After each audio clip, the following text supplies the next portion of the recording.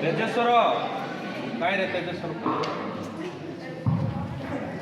Chaudhary कुआडे Honorable Speaker, sir, Honorable Prime Minister, Honorable Leader of the Opposition, and respected members of the legislative branches and opposition branches, teachers, and my dear friends. I am Kashmir Khane, Secretary General of this mock parliament, respectfully welcome you all to today's parliamentary session. Honorable members, this house has been convened to conduct a mock sitting of parliament in accordance with parliamentary procedures and democratic values.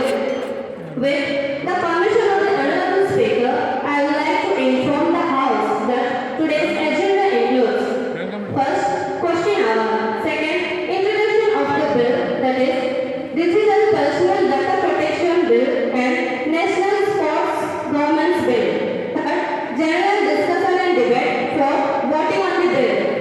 I request all honorable members to maintain decorum, follow parliamentary language, and respect the authority of the chair. Thank you. I will welcome to all the House members to this winter session of Parliament, and I hope all will cooperate and run the House smoothly. Honorable members, let me recall the inspiring quote of our first female President, Mrs. Pratibha Patel. Parliament of the country is the respiratory of the sovereign will of the people, and its successful functioning is a joint responsibility of both the government and the opposition. It is important that the decorum and dignity of the House is upheld at all times. The image of Parliament in the public mind should be one where proceedings, debates, and discussions take place with the view to resolve issues through a constructive and cooperative approach. Let's proceed towards the question hour. Now I request Jhansi sir to ask the question. Thank you, Honorable Speaker. My question is directed to the Minister of Education. Given the rising concerns of student stress and mental health, what concrete steps is the Ministry taking? We understand that we will action a healthy school environment for all students. I request the Honorable Minister of Education to answer the question. Thank you, Honorable Speaker. The Honorable Member raised a critical point. Our government views student well-being as paramount. We are currently implementing the Holistic Health Initiative, which includes 3 key pillars: modern day wellness periods, introduction of a 30-minute stretch, reduction and mindfulness period first aid week for all girls, increased counselor staff, a 20% increase in full-time school counselor across the district, ensuring a better student counselor ratio, teacher training, providing special training to all teaching staff to help them identify the signs of stress and anxiety in children. Honorable Speaker, the Minister speakers and counselor staff are busy. The truth is, the 20% increase only applies to new hires, not a directed permanent ratio. Can the Minister confirm whether the Ministry has actually allocated the necessary funds to maintain this ratio for the next 5 years? Or is this merely a short-term public relations exercise? Mr. Speaker, the honorable member is included in best schools. The funding for the holistic health initiative is secured for the full duration of the current government. Maintenance and future planning is already underway. We are not interested in short-term fixes. We are committed to long-term mental health stability for our students. My question is to the Prime Minister. If this initiative is so important, why has the government only focused on increasing staff instead of reducing the overwhelming homework burden that is the primary source of student stress? Does the Prime Minister not agree that government action is required to maintain a maximum number of hours of homework per week? Honorable Speaker, I think the honorable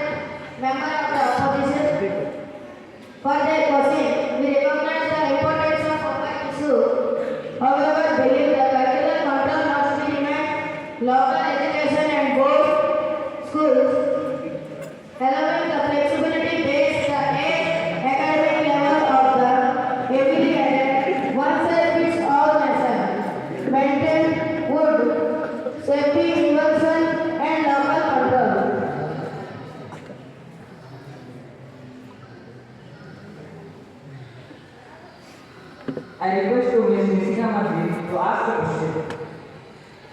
Honorable Speaker, my question is to the Honorable Minister of Environment. What steps is the government taking to tackle pollution and climate change? I request the Minister of Environment to answer the question. Thank you, Honorable Speaker. The government has launched key transition drives, promoted renewable energy, and introduced field road to control air and water pollution. Citizens are encouraged to use public transport and adopt eco-friendly practices. Honorable Speaker, how is the government involving young people in environmental protection? Environmental protection clubs in school, awareness campaigns and youth-led business drives are being supported nationwide. Now, I request to Ms. Harishma Liman to ask the question. Honorable Speaker, will the Minister of Finance be present to the state? The current rate of employment among youth is 18 to 25 and in the state, the government is taking to counter the slowdown in the MSME, micro, small and medium enterprises, similarly quickly job creation. Honorable Speaker, all Indian speakers and parliament, our primary focus is on economic growth, which is robust. The government has launched the Mudra Yojana and the emergency credit line guarantee scheme to inject liquidity into MSME sector, serving millions of jobs. These bills are old. The minister is evolving the core issue, the lack of demand, about which is German school. Editing this accusation. Thank you, Speaker. For me, contract rate is the minister announcing today to address the demand basis. I received this accusation. Demand is high, reflected by record GST collections. Our capital infrastructure spending is steady and sustainable. Long-term jobs. Unlike the short-term populist measure proposed by the opposition. Will the minister comment the fiscal revenues of certain state government is unnecessary, inflation deflation, and live stream chance that is a valid point. Fiscal discipline is key for the entire economy.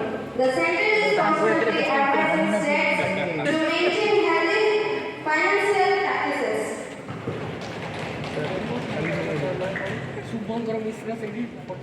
I request the Minister of Finance to answer the question. Arnab Goswami Arnab Goswami Now, the House will proceed toward the Honorable members, the House will now debate and adopt the digital data protection bill. The proposal law aiming at ensuring privacy, security, and responsible use of enhanced data in the digital era. I request the Prime Minister to present the bill before the House.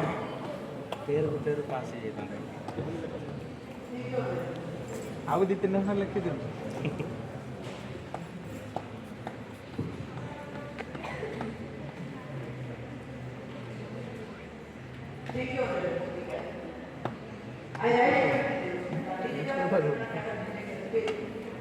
In today's world, every Indian, including children, students, workers, and senior citizens, uses digital devices, take, message, personal information, everything. Mobile apps, social media platforms, online shopping sites, banks, hospitals, and schools. But with this growth from space, data breaches, misuse of personal details, unauthorized traffic, and loss of privacy. Therefore, the government of India presents this bill to protect the digital personal data of every citizen by setting clear rules for both the government and private companies. Honorable members, this bill is built on both first, no personal data should be collected without import permission. Second, purpose limited. Data should be used only for what the user executes. Third, data minimization. Only the necessary amount of the data should be collected. Fourth, accountability.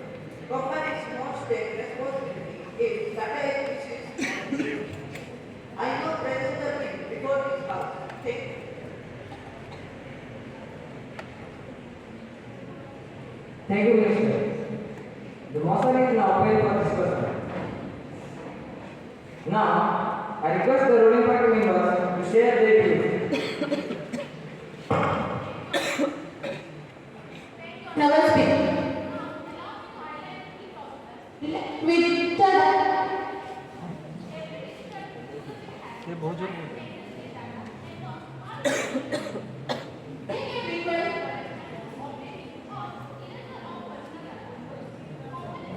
violence of fundamental rights. Violence of fundamental rights. Please sit down.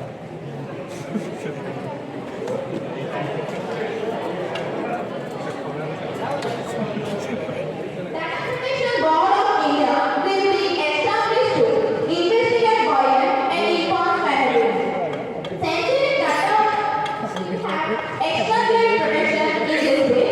Everyone up to cyber fraud can be informed on complaints for data leak, security failure, or illegal data set. This will ensure trust, safety, and transparency in India's digital ecosystem. What is the country? Now, I request the leader of opposition to share their views. Thank you, Honorable Speaker. Honorable Speaker, while I support the idea of data protection, there are serious concerns about the bill. Firstly, the bills give broad power to exempt certain agencies from the provisions in the interest of national security.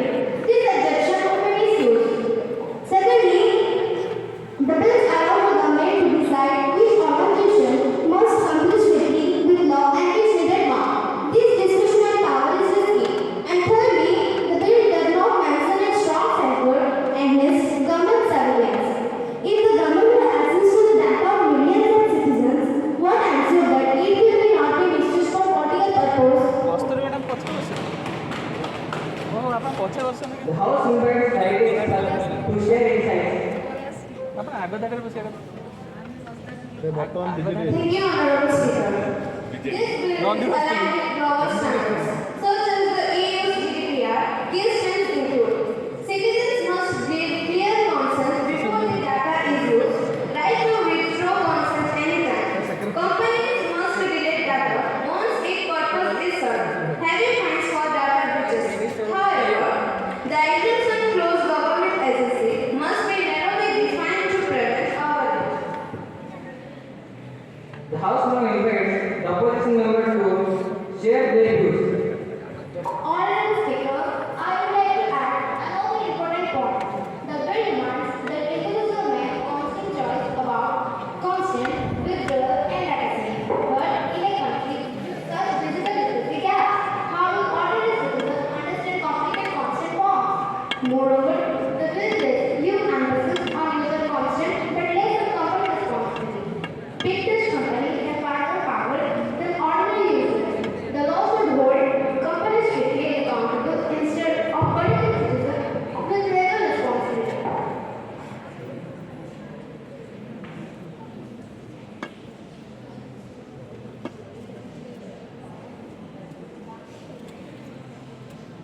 The House now invites the independent MP to share her views. Independent Honorable Speaker, I speak